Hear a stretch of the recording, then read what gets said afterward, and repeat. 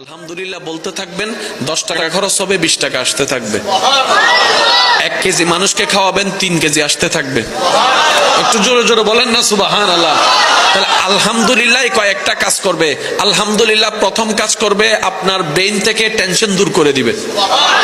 আলহামদুলিল্লাহ আপনার মনের মধ্যে প্রশান্তি এনে দিবে।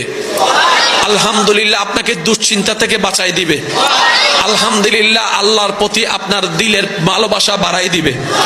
আলহামদুলিল্লাহ আল্লাহর প্রতি আপনার আরো আত্মবিশ্বাস বাড়াই দিবে। আলহামদুলিল্লাহ শুকরিয়া, আল্লাহর প্রশংসা, নিয়ামত আরো বাড়াই দিবে। বলেন সুবহানাল্লাহ। লাভ কি একটা না অনেকটা? জোরে বলেন, লাভ কি একটা না অনেকটা? তাহলে আলহামদুলিল্লাহর ভিতর লাভ আছে না নাই? আস্তাগফিরুল্লাহর ভিতর লাভ আছে না নাই? কিন্তু নিতে জানি নাই, ব্যর্থতা আমাদের। দেনেওয়ালা দিয়ে রেখেছেন, আমরা নিতে জানি নাই, নেওয়ার জন্য আগ্রহ করি নাই। আপনি সব বাদ দেন না।